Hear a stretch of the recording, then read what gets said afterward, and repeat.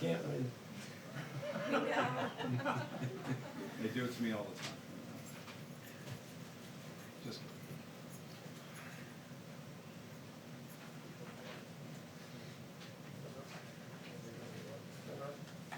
And did you know they gave us 10?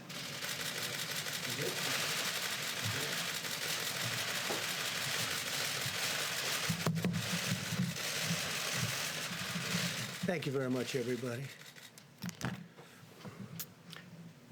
I'd like to begin by saying that we just completed a meeting with the Secretary of Treasury, Steve Mnuchin, and Secretary of Transportation, Elaine Chao, on proposals regarding the airlines and the airline business.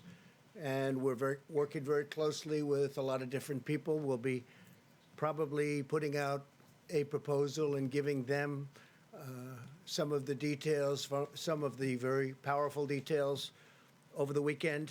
It's moving along quickly. The airline business has been hit very hard, as everybody knows, and we are going to be in a position to do a lot to help them so that they keep their employees and they save their businesses. And that'll be taking place, I think you can say, over the weekend. We may even have discussions with some of the airlines or all of the airlines over the weekend. And I think it's going to be a very acceptable package. It's a very big package and a very acceptable package. It'll be good for our country, good for the airlines, good for a lot of people. Likewise, I just spoke with the president of Russia, Vladimir Putin, and the king of Saudi Arabia, King Salman, and we had a big talk as to oil production and OPEC and making it so that our industry does well and the oil industry does better than it's doing right now. It's the numbers are so low that there'll be layoffs all over the world. There'll be certainly layoffs in this country. We don't want that to happen. We built a great energy business in the United States. So we have tens of thousands of jobs. We had a very good talk. We'll see what happens. But as you know, OPEC met today, and I would say they're getting close to a deal. We'll soon find out. So that was a conversation we just had. So we had a busy hour and a half. And let me begin by expressing my sincere gratitude to the American people. Millions of Americans are making profound and difficult sacrifices in their own lives because they know it will save the lives of countless others, and that's exactly what it's doing. You see what's happening and where we are, where we stand, and hopefully we're going to be opening up. We can call it opening very, very, very, very soon, I hope. Together, our people are writing one of the most noble chapters in the proud history of our nation. Americans are also encouraged to learn that Boris Johnson, Prime Minister, has been moved out of intensive care. That's a tremendous statement. And we continue to pray for him and his fast recovery. That's a very, very positive development. As the New York metropolitan area continues its battle against the outbreak, the full power of the federal government is there to support them. As you know, the Javits Center has now been fully converted into a 3,000-bed hospital, one of the largest anywhere in the country. And by the incredible professionals, I have to say the Corps of Engineers, what they can do is just incredible. They've done a fantastic job, and they're building nationwide 21 temporary hospitals and care facilities, adding 17,000 hospital beds. And they did that all within a very short period of time. It's incredible what they've done. Army Corps of Engineers and FEMA has been fantastic.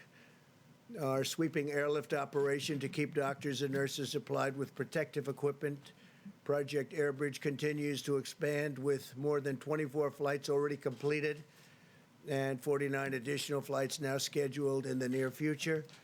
So that's been very successful, and that gear and those outfits are being handed out. As they arrive, they're going directly to point. The American medical system continues to perform beyond our highest expectations, reminding us that the United States is blessed with the most advanced health care and the most skilled healthcare workers anywhere on the planet.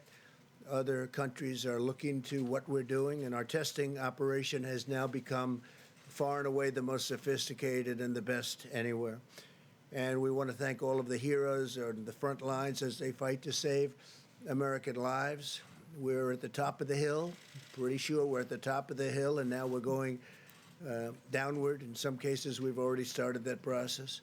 Earlier today, I spoke with hundreds of mental health leaders and advocates from around the country to discuss the vital work they're doing.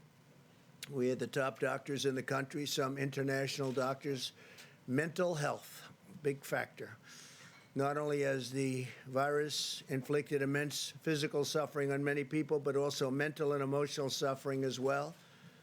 Even though we're staying physically apart, no American is alone, and we're all in this together. But the mental health doctors and experts, it's a very great call. It was a very interesting call. They're working very hard. We're also seeing encouraging signs in our race to develop breakthrough treatments and therapies. Pfizer revealed today that it has found a promising new treatment that might prevent the virus from replicating, and that it hopes to begin testing in clinical trials very soon. It's going to be very, very soon. They have great feelings for this particular therapy, and they think that a lot of good things are happening through the FDA's Coronavirus Treatment Acceleration Program. 19 therapies and treatments are now being tested, and 26 more are in the active planning or clinical trials. So we have 19 therapies being tested currently, and 26 more are in the active planning for clinical trials. That's a big statement. That's a lot. Trials for Gilead's anti-rival drug remdesivir continue, and the company has also expanded emergency use for new patients, getting good early results, by the way. The companies that manufacture hydroxychloroquine are massively ramping up production. As you know, many people are recommending strongly Z-Pak be added, the Z-Pak, and also zinc. And the federal government continues to build our stockpiles and distribute millions of doses for doctors to use as they see fit. And I'm pleased to inform you we're just having a lot of good things are happening, but we'll have to see how that all works out. But we've purchased and we have stockpiled millions and millions of doses, and we're distributing it. Some states want it very badly. Michigan, we just sent a lot to Michigan and other areas. I'm reporting today that we passed 2 million tests completed in the United States, first time, most anywhere in the country. It's a milestone for our country. It's a milestone anywhere. Nobody's done anywhere close. Our tests are highly sophisticated and highly accurate. At the same time, we're making important progress on the economic front of this war. In a few moments, Secretary of Labor Eugene Scalia will explain new steps that we're taking to ensure American workers swiftly receive unemployment and paid leave benefits, and that employers protect the health and safety of all workers, including essential workers on the job, working very, very closely with workers and with employers. To provide further economic relief, the Federal Reserve announced this morning that it will provide up to $2.3 trillion in support to businesses, states, and local governments. $600 billion in loans will be available for mid-sized businesses with up to 10,000 employees, and $500 billion will be available for states, counties with over 2 million residents, and cities with a population of over 1 million. My administration is also working with Congress to replenish the very successful, incredibly successful, the way it's going, Paycheck Protection Program, which is allowing hundreds of thousands of small businesses to keep their workers on the payroll, meaning it'll keep those businesses open. We need both Democrats and Republicans to come together to get this the legislation completed, and it looks like it's on its way, but we need both. And it should be for people that are working, for the workers. And if you look and you see, we have a lot of people that are affected by that, and it's a very positive development. So we have to get a bipartisan approval of that, and hopefully that'll happen today.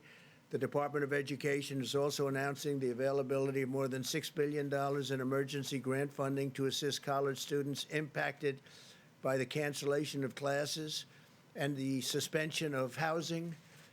A lot of people had a lot of things suspended. Housing is one of them. Previously, we waived student loan payments for 6 months. So student loan payments have been waived for 6 months. So we'll discuss it after that, may go further.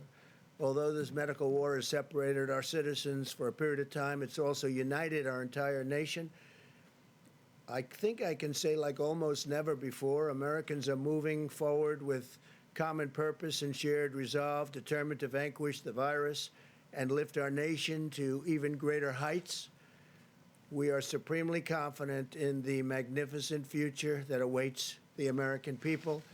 And with that, before I invite our Vice President, our great Vice President, and Gene Scalia to speak, we'll take a few questions, and then I'm going back into negotiations on oil and on airlines. Yeah, please. Talk a little bit more about your conversation with President Putin and the King. Yeah, I had a very good conversation. Did you organize that call, and do they understand the problems they're causing with Yeah, the oil output yeah. situation? No, there's so much production, nobody even knows what to do with it. That's how it's working. And Saudi Arabia and, as you know, Russia, it's well known that we're producing a lot, and they were perhaps fighting with each other over the production and the amount of oil being produced. And frankly, there's not enough room to even store it. Our storage is now full, going to be very soon. Our strategic national storage is, I said, this is a great time to fill it up, load it up with oil that frankly is at pricing that nobody's ever seen before. I don't think we've seen this probably since the 1950s. That was with big dollars. So we'll see what happens. The conversation was very good. They're getting close to a deal. That's OPEC and many other countries outside of OPEC, and we'll see what happens. Are they still fighting with each other? No, I think they were getting along very well. We had a very good call. I think it was a very good call. We're going to see what happens, but it was a very good call. They'll probably announce something either today or tomorrow, one way or the other. Could be good, could be not so good, but I think one way or the other. Go ahead, Jim. Yeah, Mr. President, how could the administration discuss the possibility of reopening the country when the administration does not have an adequate nationwide testing system for this virus? Don't you need a nationwide testing No. system for the virus before you reopen the country? We have a great testing system. We have the best, right now, the best testing system in the world. But there are certain sections. Test right now. There are certain sections in the country that are in phenomenal shape already. Other sections are coming online, other sections are going down. And we, in addition to that, are giving out millions of tests, and every day we're doing it exponentially. We're picking up, and what we'll be doing in the very near future is going to certain areas of our country and do massive testing. It's not necessary, but it would be a good thing to have. Don't you need that, though, Mr. President, to make sure people are safe going back to work? You don't want to send people back to the workplace. We want to have it, and we're going to see if we have it. Do you need it? No. Is it a nice thing to do? Yes. We're talking about 325 million people, and that's not going to happen, as you can imagine. And no, it would never happen with anyone else either. Other countries do it, but they do it in a limited form. We'll probably be the leader of the pack. Please. Mr. President, what do you say to the 16 million Americans, more than 16 million Americans who have lost their jobs in the last 3 weeks, in fear that the economy won't just bounce back, like you said? Well, I think the economy is going to do very well. Now, that's just my feeling. It's a strong feeling. I've had good, proper feelings about a lot of things over the years, and I think we're going to do well. We're doing it looks like we're at the lower end of the curve in terms of death, which is a terrible word, a terrible, dark word that we've experienced like nobody's ever seen before in this country. I mean, we have numbers that are terrible, but when you look at the lower levels of 100, lower prediction levels of 100, 120,000 to 220,000, or if we did nothing, up to 2.2 million people, we're looking at a much lower level than the level of, I hope, than the level of 100,000. So we're going to see.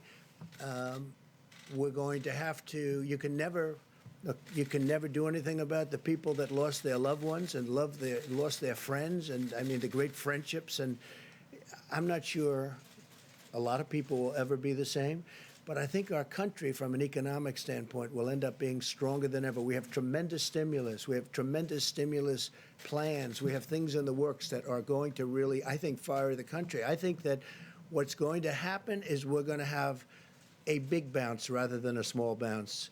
but we will be back. And I think, honestly, I think our country's going to be back from an economic standpoint. Again, you can never replace the people that were lost, and to their families, certainly you can never do a thing like that. But we will have succeeded in many ways, hopefully keeping the number way below our minimum numbers, and also from an economic standpoint. You know, we met with the mental health people today, and that takes this is taking a tremendous toll mentally on a lot of people. And I think we're going to open up strong. I think we're going to open up very successfully. And I'd like to say even more successfully than before. Please. Thank you, Mr. President. Oil is trading today at about $23 a barrel Yeah. in New York. Where would you want to see the price? Do you want it at $30, $40, $50 a barrel? Well, I want to see it where there's a certain market, but I also don't want to see it where people have no idea. You know, we'll be opening up areas for storage of oil, massive areas for storage of oil, because oil today is not selling. And what happened is the virus knocked out 40% of the market. Immediately, you know that, you know the number, 40%. Now, there was a lot of oil, but it was very controllable. All of a sudden, they lost 40%. You look at the roads, you look at the car, you look at what's going on. There's nobody driving. There's no reason for it right now. That'll start coming back.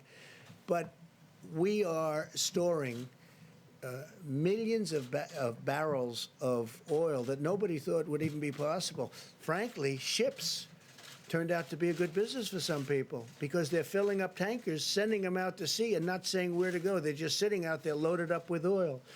So we want to save our energy in this country. We want to make sure that our energy companies, businesses, and employees, workers, remain strong. So that's how I'm involved, and I think that's going to happen. So right now, if you look, you're probably talking 23, 25. If they announce a deal, we can get it up. We need a minimum number so the companies don't go out of business, so they're not going to lay off all of these energy workers who are important to our country. And, you know, we're now energy independent. We could do something where we only used our oil. But I think the long-term benefit is to be able to just go with the market, and it's going to work out. It's all going to work out. If you looked at 3 weeks ago, as you know, because we talked about it, 3 weeks ago and 2 weeks ago, this was catastrophic.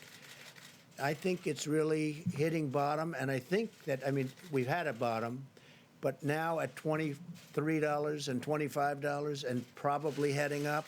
At the same time, we save our energy, and we also produce great, cheap energy, and we save our jobs. Yeah. I want to ask you about the Paycheck Protection Program, because every day we're hearing from small business owners who are telling us that their banks don't know how to access this money, they're trying to apply, they can't figure it out. So where does the fault lie? Does it lie with the banks? I don't think there's a fault. They're doing record numbers of dollars. They're dealing with many community banks. They're dealing with Bank of America, Citibank, a lot of Wells Fargo, as you know, is very much involved. And they're dealing with the bankers. Can't go that quickly, but I'm hearing it's a very, very successful rollout.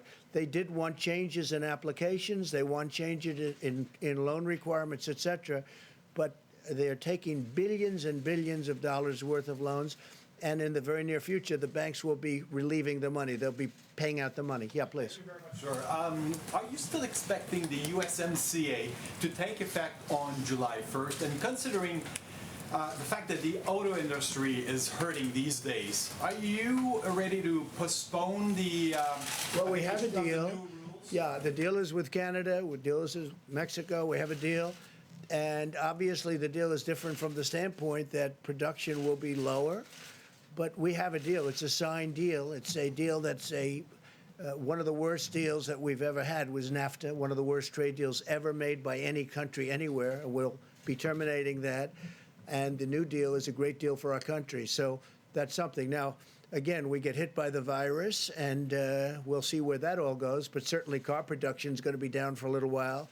But ultimately, good for our farmers, great for our farmers. We'll be helping our farmers, by the way. We have money going out to our farmers in the pretty near future having to do with, you see what's happened. The farmers got hurt very badly by all of this. People are eating less from the standpoint that there's no restaurants are open, no businesses are open, no hotels are open.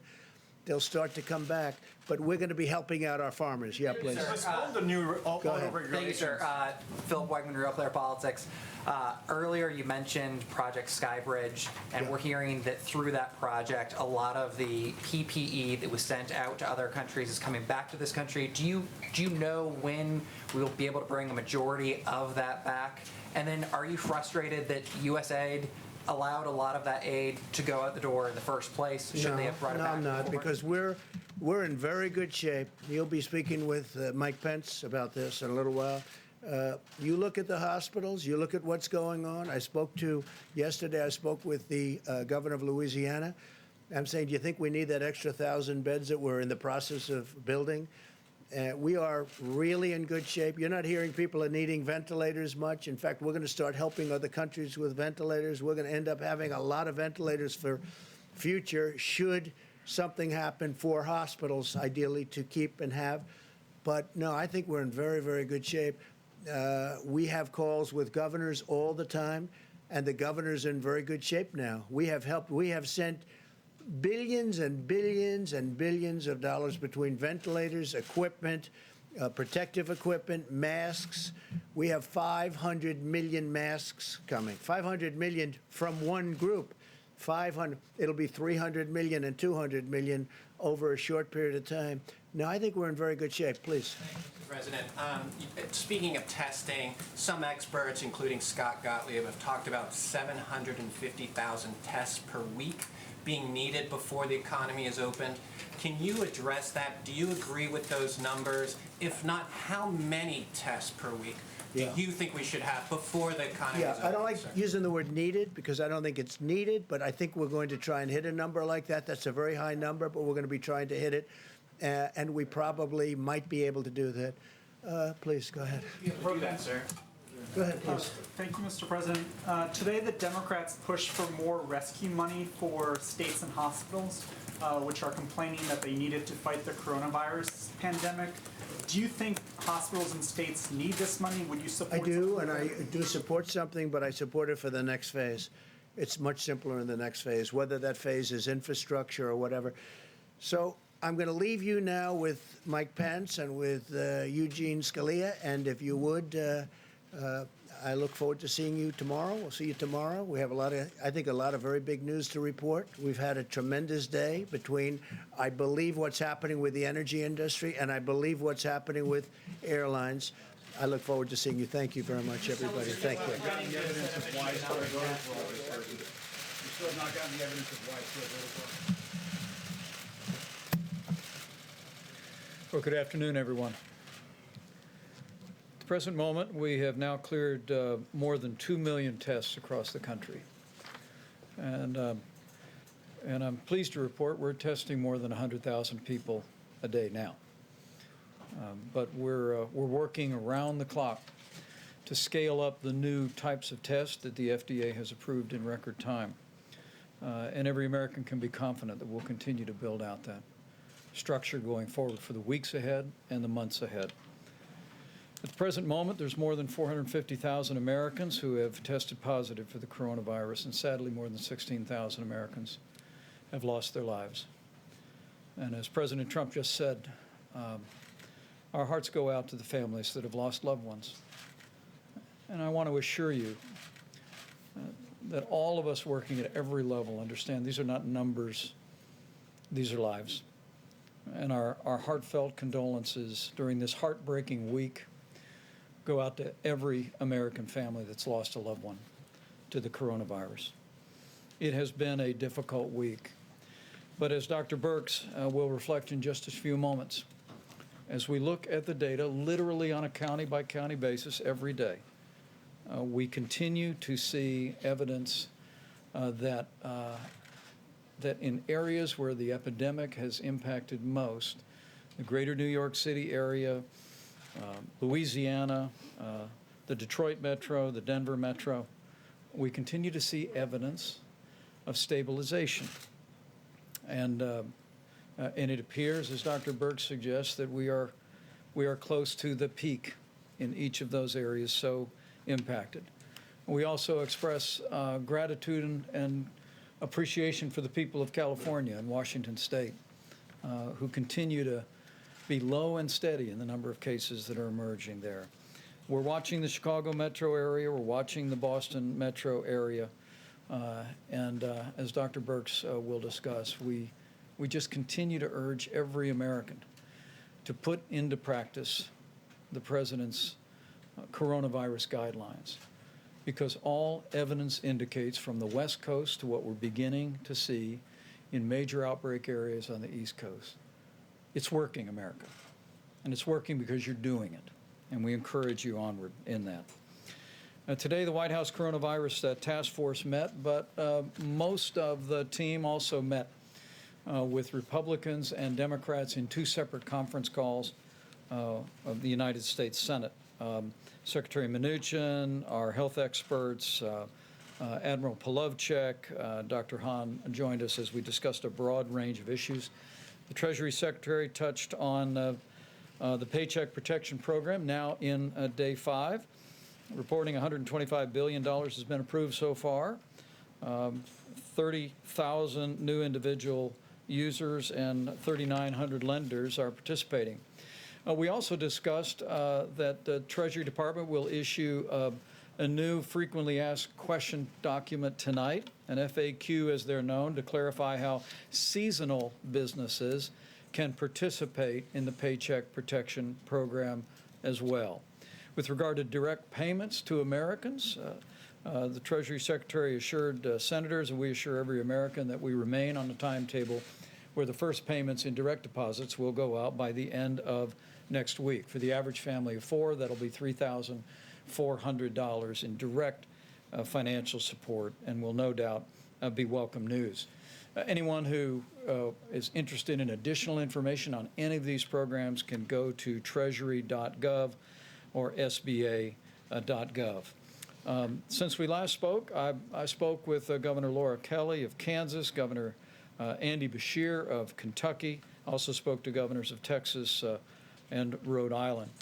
I assured each one of them, as we continue to work through the process of making sure that we distribute the resources at the point of the need, is that at President Trump's direction, our objective working through FEMA is to make sure that states have what they need when they need it.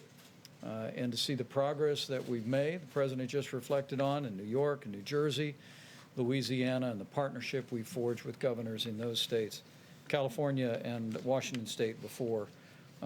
We trust gives confidence to governors and leaders of states across the country, most importantly our dedicated healthcare workers, that we will be there to meet that need should that need arise. At the present moment, FEMA reports the President has approved 54 major disaster declarations, and states around the country have stood up 29,000 National Guard, 11,000 of which are fully funded by the federal government under Title 32. Also, speaking of our military, at the present moment, we received a report today from the Department of Defense that 4,100 active duty military medical personnel have been deployed in New York, New Jersey, and Connecticut. And they are personnel that are working on the ground at the Javits Center, working, of course, at the USNS Comfort ship. But because at the present moment, the utilization of both of those temporary facilities has been fairly modest. The DOD actually worked with the city of New York to establish what amounts to a uniform temp service. They call it the bullpen. And today they literally deployed from the ship and from the Javits Center 75 medical personnel to relieve dedicated healthcare workers within the hospital system in the city of New York, and we'll continue to do that. We're going to make sure those federal temporary hospital and Javits Center is fully staffed. We'll make sure the USNS Comfort is staffed, but the physicians, those military personnel, are going to also be deployed across the city to bring much-needed relief to our healthcare workers in our system. From the VA standpoint, we've opened up VA facilities in New York City, East Orange, New Jersey, Detroit, Michigan, and we are opening up the VA facility to coronavirus patients in Shreveport, Louisiana. Finally, I mentioned that today we exceeded more than 2 million tests that have been performed across the country. And also, literally, working with the U.S. Public Health Service, states around the country have stood up hundreds of drive-through testing sites. And just this week, FEMA and the U.S. Public Health Service announced that we will give an option to states to transition from a federal testing site, dozens of which have been assembled around the country, to a state-managed site. I want to emphasize that this is an option.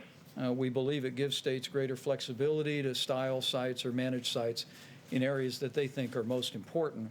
But we're also processing requests for continued federal participation in states from New Jersey to Louisiana to Illinois, Colorado, and Texas.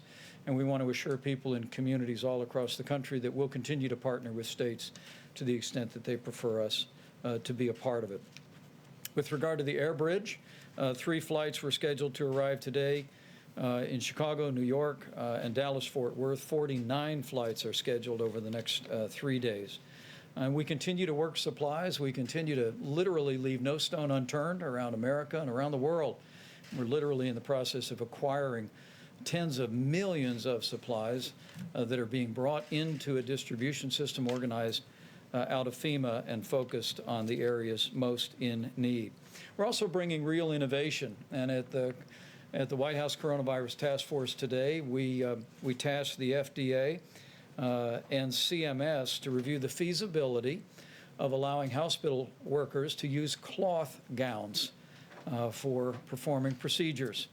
It was observed that 20 years ago, most physicians and most surgeons wore cloth gowns every day and laundered them, but it's transitioned to disposable gowns, and we're working very rapidly in the next 24 hours, and we'll have guidance for hospitals and healthcare workers about the ability to in effect recycle gowns and make sure that we have the supplies that we need.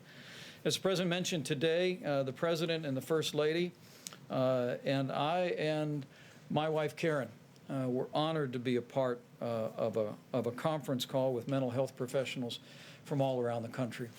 And we know while there are families that are struggling with the coronavirus and struggling with heartbreaking loss to the coronavirus, we understand this is a very challenging time for every American, but most especially Americans who struggle with mental disorders or struggle with addiction. And the President brought some incredibly dedicated people together to make sure that they know we're with them. Early on, the President expanded access to telemedicine, and we've also issued guidance for using technology to remain connected to social support groups. And we just urge everyone who may be feeling an emotional burden or a vulnerability during this time to reach out to the many resources that are there, and to know that you're not alone, that we're with you, and we'll get through this, and we'll get through this together. So despite heartbreaking losses that continue this week in communities from New York to New Jersey to Louisiana, there are signs of progress, and hope abounds. The reality is that we see new projections from the experts, and if the projections are right, it's because it's working, America. It's because the American people are putting into practice the social distancing, caring for their neighbors and their loved ones and their family members, and putting their health first. And we just want to urge every American to continue to put those principles and guidelines into practice every day. With that, I'm going to invite Dr. Deborah Birx up for an update. And Dr. Fauci will hear from the Secretary of Labor, and we'll take a few questions. Thank you, Mr. Vice President. So I wanted to cover today not only what we're seeing across the United States, but some of the testing data to assure from the prior question, if we're testing, I'm sure you're following our numbers every day, and the amount we're going up, about 118,000 to 120,000 per day are being tested. So we're way over the 750,000 per week currently. We have some statistics. Now, remember, we required this, thanks to Congress, to be reported. We have about 75% of that test data in now. About 1.5 million of those tests have been reported in. I just wanted to give you some ideas because sometimes we think that we're only testing in the hospitals, that this should give you an idea of the quantity and the types of tests that have occurred. So we've tested over 200,000 young people up to age 25. They have about 11% positivity rate. Over 500,000 people between 25 and 45. They have a 17% positive rate. Now remember, in order to get tested, you have to have symptoms. So this gives you an idea of the number of people who have symptoms that are not infected with coronavirus. Another nearly 500,000 people between 45 and 65, their positivity rate is 21%. Another nearly 200,000 between 65 and 85, 22% positive, and a small group of about 30,000+ individuals over 85, and they have a 24% positivity rate. And so this gives you an idea of we're testing throughout all age categories. I see a lot of men in the audience today. I just want to remind them about the importance of health care. Of the male-female ratio, 56% of the people who are tested are female, 16% positive, 44% male, 23% positive. So again, it gives you an idea about how men often don't present in the healthcare delivery system until they have greater symptomatology. This is to all of our men out there, no matter what age group. If you have symptoms, you should be tested and make sure that you are tested. We appreciate you engaging in that, and also really recognizing the issues about comorbidities and making sure that we're addressing those. I had a series of great calls with about 17 states that are in our more rural areas, specifically around our indigenous people and tribal nations. It was a very reassuring call, and we are testing across the country. We do have about 63% of states that have less than 10% positive despite significant testing. And within the indigenous peoples and tribal nations, they're seeing the same thing that we're seeing across the nation. Increased issues among those with comorbidities and those of elderly, but also issues in nursing homes. And so they are testing, many of these states are still capable of doing full contact tracing. And so they've been doing contact tracing from nursing home outbreaks and other outbreaks. It really gives us a clear impression of no matter what we do in the future, we need to really ensure that nursing homes have sentinel surveillance. And what do I mean by that? That we're actively testing in nursing homes, both the residents and the workers at all times. That is where, and that's how we saw this at the beginning. That's what we saw in Washington State. And that's what we're seeing in many of the states that have very low case attack rates. The other thing that I want to leave you with, we certainly know how desperate and difficult the situation has been in New York over the last few weeks. And we've been telling and talking about how this would be the week that would be most difficult because of the large proportion of cases that are coming from the New York metro area. What's been encouraging to us, those early states outside of Washington and California, which still have extraordinarily low attack rates because of their level of mitigation, all of the new areas that are having new increasing cases, we talked about them yesterday, Washington and Baltimore and the Philadelphia metro area. That includes Camden, Wilmington, and the counties around Philadelphia. We're seeing that the case numbers, what we'll get to as far as attack rates, we talked about 1 in 7 in 1,000 in New York that are being measured. These are coming in, even with their progress up their curve, in the 1 to 2 per 1,000 range, showing that when you start mitigation early, it has a very different impact. All of this data is coming together, the testing rates, the seropositivity, the age groups, who really needs hospitalization, ICU, the innovative pieces coming from, we heard a great report from Louisiana this morning on the phone call where they talked about a minimum now of 40% of people coming off of ventilators alive and leaving the hospital. This is very encouraging to us. Really shows amazing progress clinically at each of these hospitals and the real lessons what we're learning and sharing across hospitals. but really shows us that the original outbreaks were very large, but the newer ones that we talk about in Washington and Philadelphia and Baltimore, it looks like their attack rates and the attack rates in Denver and some of these other states that we have been talking about are much lower than New York and New Jersey. And this gives us hope about really understanding how to integrate this information together, not dealing with a model, but the real life cases that are occurring and understanding how to move forward together to really have a different future. So thank you very much. Thank you very much, Mr. Vice President. So just reflecting about what we've been doing over the last few days, remember last weekend when we made the forecast that this would really be a bad week? As I mentioned yesterday and the day before, it is, in the sense of deaths, a bad week. In fact, every day there seems to be a record of number of deaths compared to the day before. In fact, New York today had, again, another record of, I think the city itself was about 820 plus deaths.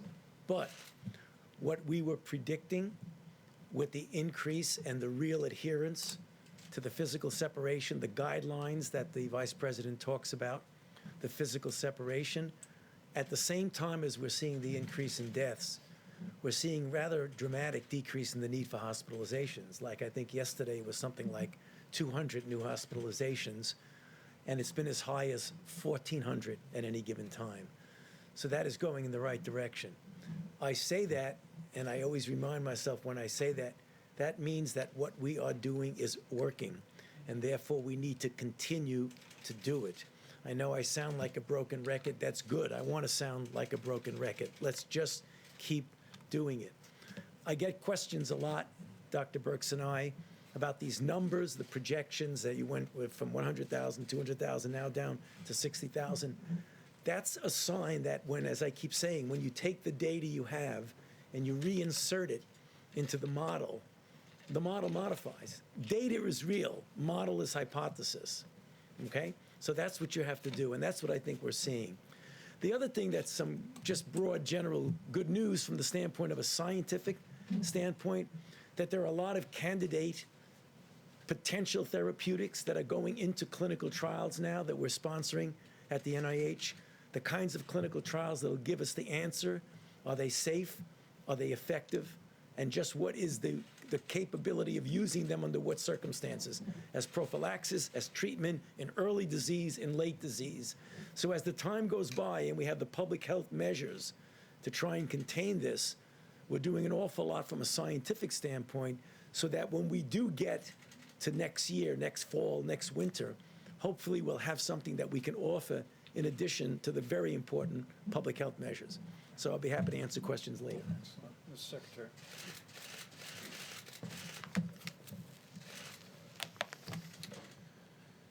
Mr. Vice President, thank you, and thanks to the task force, and of course thanks to the President for his leadership. The important public health measures that have been discussed so much in these briefings in this room have had a large impact in American workplaces. We saw that again today as the Labor Department released figures showing that 6.6 million new unemployment claims were filed last week. We're all mindful, the President mentioned this, that the American people are making difficult sacrifices. That has included being furloughed, laid off, or having a small business struggle. That said, American workers can be encouraged by how swiftly and comprehensively the President and Congress have responded. 3 weeks ago, the U.S. had never had a law requiring paid sick leave at U.S. companies. But 3 weeks ago, the President signed the Families First Coronavirus Response Act, which did provide paid sick leave, as well as expanded family and medical leave for employees at small businesses, with those small businesses being reimbursed dollar for dollar for having provided that leave. Last week, we at the Labor Department issued rules to implement these leave requirements of the Families First Act, and we've been in near constant contact with employers and employees to help them understand the law, and in a number of cases already, to help workers get the leave that they were entitled to. Another unprecedented benefit for workers was provided in the CARES Act less than 2 weeks ago. That law, as you know, includes a $600 a week plus-up to unemployment benefits that are provided by the states. We have millions of unemployed Americans who are making a sacrifice for our national well-being. These bonus payments, and they're unprecedented, the government has never provided a plus-up unemployment payment like this. These payments are intended to make those workers whole as near we can. This temporary benefit is available not just to employees, but also to the self-employed and gig economy workers. Before the president signed the CARES Act, gig workers, independent contractors were not available for unemployment compensation. Today they are. At the department, our team has worked day and night to enable states to make this benefit available. I'm pleased that a number of states are now making those $600 additional weekly payments. More states will follow in the coming days. How long it takes will vary by states. Some states' systems will take longer.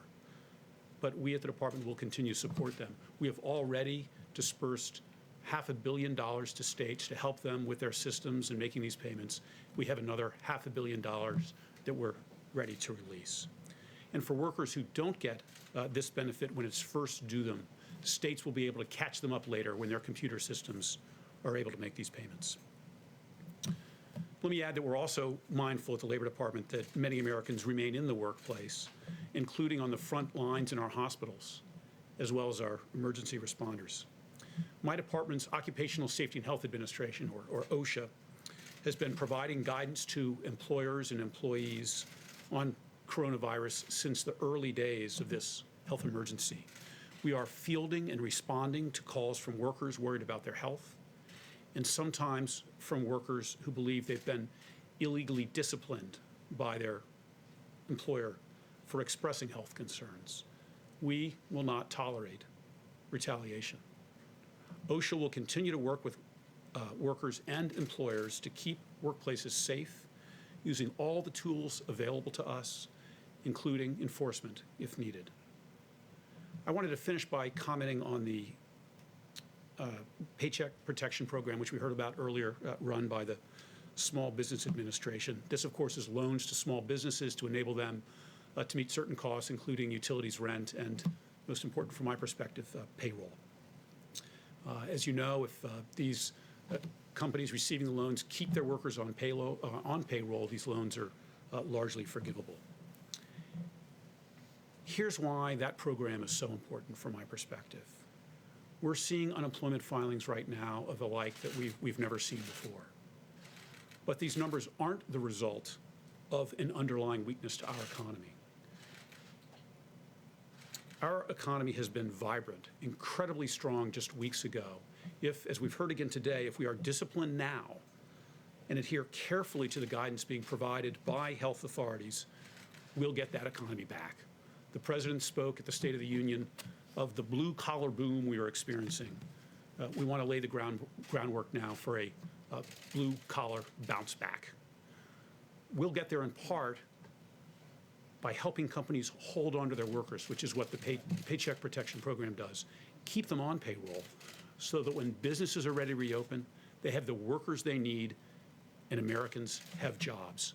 We will continue at the department, and I know here at the White House, to be laser focused on American workers and jobs until this is done. So thank you very much. Very well done. Thank you. Great job. Great. We'll take a few questions. Yes, please. Mr. Vice President, a question for you and then a question for Dr. Birx or Dr. Fauci. Just to clarify, on the federal funding for testing sites in the states, are you saying that federal funding will remain for those sites, and will it remain at its current levels? It's not merely federal funding, but in many cases we provided personnel from the U.S. Public Health Service and also flowed supplies, personal protective equipment that was required for some of the early forms of testing, but it's less required today with new formats for testing. But it is an option, and as I've made clear to several governors, we'll continue to partner with our states. But I have to tell you that the way states step forward with the concept of drive-through and community-based testing is really inspiring. For our part, working with FEMA and our great team at the U.S. Public Health Service. We've stood up some nearly 50 different drive-through test sites around the country, but literally there are hundreds that have been deployed by states and by hospitals and local healthcare providers. But in this instance, we wanted to at least give them the option to take control of that, but we'll continue to resource them with personnel, supplies, and any other support that they need going forward. And then just a question for the doctors. I'm curious, did you see this information out of the CDC in South Korea today that shows that they're seeing evidence of reinfection in some people who had been cured of coronavirus? And what does that mean for our understanding of this? have you seen that? I'm not aware of what you're speaking about now, but clearly there have been anecdotal mentioning of what appear to be reinfection.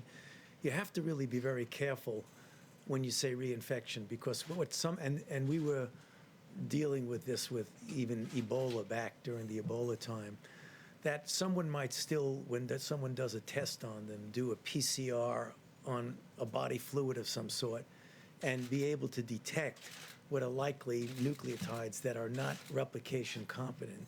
So if you're telling me, which I don't think they're saying, that someone has coronavirus disease, they get sick, it's documented, they get better, and then a month or so later, they get sick with documented coronavirus disease. I don't think that's what they're saying, but I don't want to jump the gun on it until I see the data. They use the word reactivate. Is that different? Yeah. Well, yeah, what reactivating what means is that it depends what you mean by reactivating. If someone clearly is ill and they have virus isolated from them, that you may have a prolonged course. I'd like to see how long they reactivate. I mean, if they were sick and had documented virus, and then 3 months later they had documented virus, is that reactivation or is that infection with another virus? I'd like to see the data before I really comment on that. Yeah.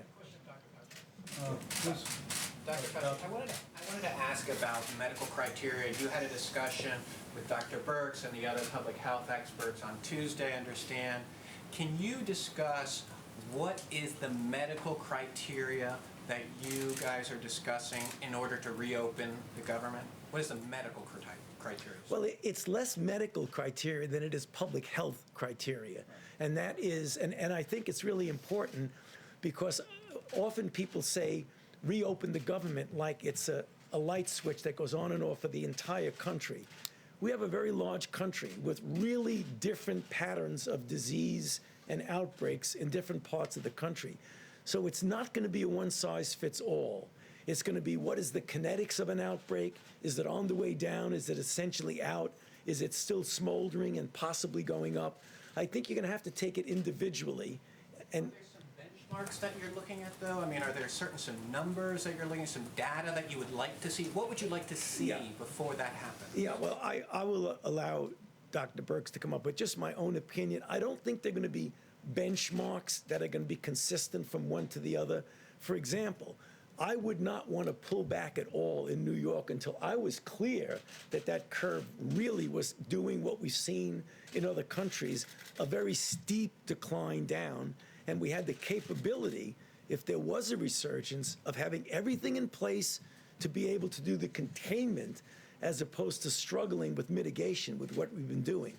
That's different than a relatively smaller city, town, or whatever you, in the Midwest or mountain regions, which is generally very well controlled. What I would want to see, do we have the capability of doing the isolation, contact tracing, and suppression of it? So it really varies differently. So I don't think there's one medical criteria. But Deb, if you want to speak to it.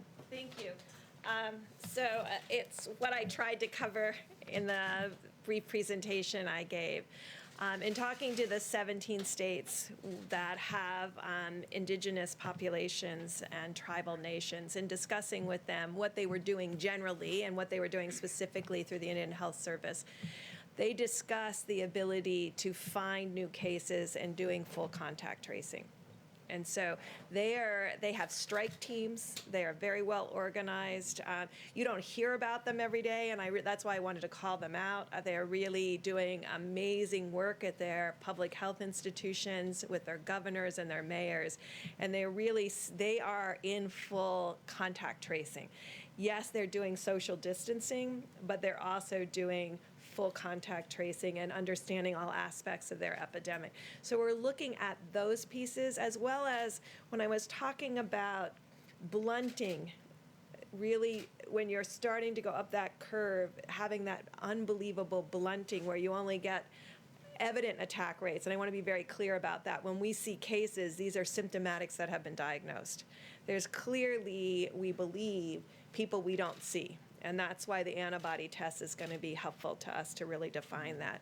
So those are the pieces that we're bringing together to really analyze that. I did want to say the president talks about the 150 plus countries that are experience what we're experiencing. I just wanted to do a call out. We have Americans around the world in every embassy that are working with those countries now. This scarf came from Africa. It's one of my public health colleagues there. I just want to recognize the public health colleagues around the world who are doing all of this work together to change the course in their epidemics in every single country around the globe.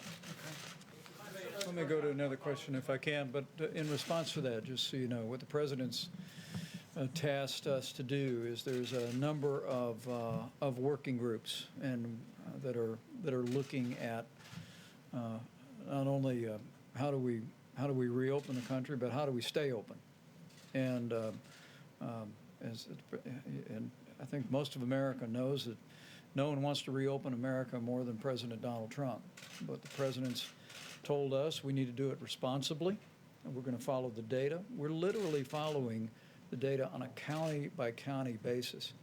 This morning, we were literally presented with information of each county that had more than 100 new cases and had, went in the other direction, had, less than 100 than the day before. It's really remarkable. And so I think what you hear the health experts saying will inform the president's decision and timing.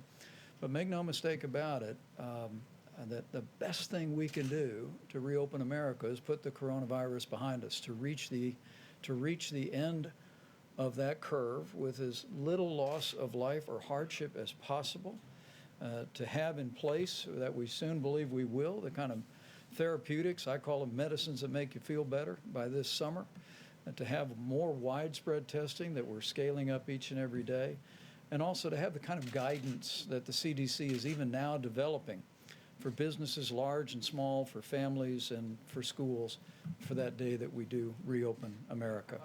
Question? Go ahead. I'm going to ask one more follow-up to the doctors. Touches on this question of when to lean back on mitigation. There is a study out of Los Alamos this week that I hope you've seen. It's on the CDC website that looks at this question of R naught, which is a technical term that you understand that has to do with the reproductive rate of the virus. The study shows that the R naught for coronavirus isn't between 2 and 3, as had been thought before, but it's actually closer to 6, which means that one person on average is infecting 6 others. So with this information, how does that impact the model? How can you begin to think about when to reopen society if it's more contagious than we thought before? Well, I can tell you as the layperson on the stage. Go for it. We have known from the beginning that this is at least 3 times more contagious than the flu. And I believe that fact alone has informed our projections and the modeling, but now I'll let the experts respond. I'll go quickly and then we'll tag team together. So when we've been talking about the asymptomatic group, and that's why I gave you that testing data where 11% of young people under 25 were positive, many of them very low-grade symptoms. What we will be triangulating for you is the testing data with hospital admissions, and then you'll be able to start seeing spectrum of disease. Because what you're not seeing in spectrum of disease is people who never even think that this is something significant, that what they have. We're seeing the significant cases. In testing, you can see that we're getting a lot of people in with symptoms who aren't positive. And so really finding out what is the R naught. Is it 6? Is it 5? And the only way to do that at this point right now is to get the antibody tests out there and go into these places that had significant disease. When we talk about attack rates of 7 per 1,000 like New York and 5 per 1,000 in New Jersey, and test the healthcare workers, the first responders, all of the nursing homes for antibody, and really get to your question. Because right now it's still theoretic. We understand they're modeling this, and we will get the data to actually look at that. You will see what others have been presenting. So you presented the 6. What others are presenting, importantly, is they're modeling what's happening with mitigation, and they're publishing that the R naught with mitigation is approaching like 1.3 and 1.5.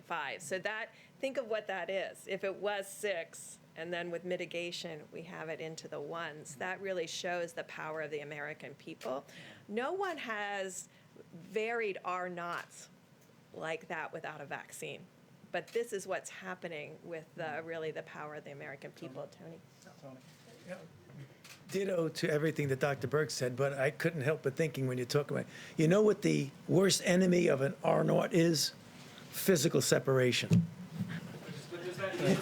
How about one more? But do we have One more. Go right ahead. testing capacity in the country right now to reopen in the foreseeable future? I mean, because the president talked about 2 million tests. Are we going to have the testing capacity needed to make Americans feel comfortable going back into their workplaces? I mean, it seems to me that is a pretty critical question at this point. People are not going to want to go back to work if they think their coworkers might be carrying the virus. If we're not testing enough, how do we know it's safe to go back? Well, I think the American people see the incredible progress that's been made after President Trump brought in the largest commercial labs in the world to scale testing, the likes of which we've seen. We are, as Dr. Burke said, well over 100,000 Americans being tested every single day. We have an antibody test that is coming online. Abbott Laboratories literally has thousands of machines across the country. We're working with hospitals and labs around the country to activate those machines for the 15-minute test. Do we have enough testing right now? Well, let me say we're moving every day toward meeting that moment. But let's be clear: reopening the country, as the president is very anxious to do at the earliest responsible moment, will be through a combination of facts. First would be that we are at the end of the coronavirus for most major communities. Another piece of that is that we have therapeutics for Americans to take medicines if they contract the disease. Another piece of that is guidance from the CDC to public institutions, to businesses large and small, about how to conduct themselves in a safe and a responsible way. And testing is also a piece of that. And as Admiral Joie has reflected, we are spending a great deal of time expanding testing today. Every single day there's more and more tests across the country. But we're also working to scale testing that as we move into this summer and move into the fall, we'll have the testing we need to do what these doctors call not diagnostic testing, which is to take a test of a person that has symptoms, but surveillance testing, so we can identify people that may have had it and may be immune versus people people that we just need to know whether or not they were ever exposed or and were not exposed. How about one more quick question here, if I can? I think he had one right here, or I'll go to you in the back. Thank you, Mr. Vice President. In the next few weeks, the Supreme Court is set to rule on DACA and on the Deferred Action for Childhood Arrival, and about 30,000 of those people who are under that program are frontline healthcare workers. Is the administration in any way ready to protect them if the ruling comes in your favor and takes the protection out and they can no longer work in the health field as they're needed right now? Well, I think the president's been very clear on his desire to reach a solution on that issue with the Congress. But let me say, whether it be healthcare workers or people working in food supply, other people working in critical infrastructure, we're incredibly inspired by the way people across this country are stepping up to keep healthcare rolling and available, a high quality of care, even in areas deeply impacted by the coronavirus. And also, as we said the other day, hardworking people in our food supply, from the farmers to processors, to distributors, to truck drivers, to grocers. We received a good word that over the last several days, we've actually seen a significant drop with one major company in absenteeism. We issued new guidance from the CDC about how people who may have been within close proximity to someone who had the coronavirus could return to work before the 14 days if they didn't have a fever, if they tested themselves twice a day and returned with a mask. But the dedication of people to continue to work is truly inspiring.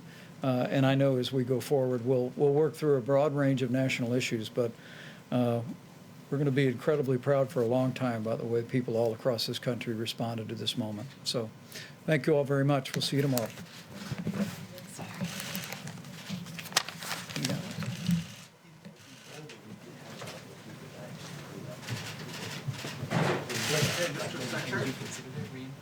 No, Thank you.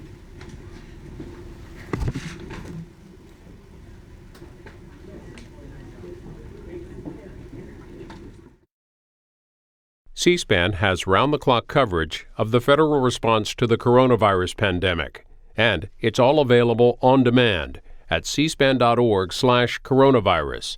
Watch White House briefings, updates from governors and state officials, track the spread throughout the U.S. and the world with interactive maps. Watch on demand, anytime, unfiltered at cspan.org/coronavirus.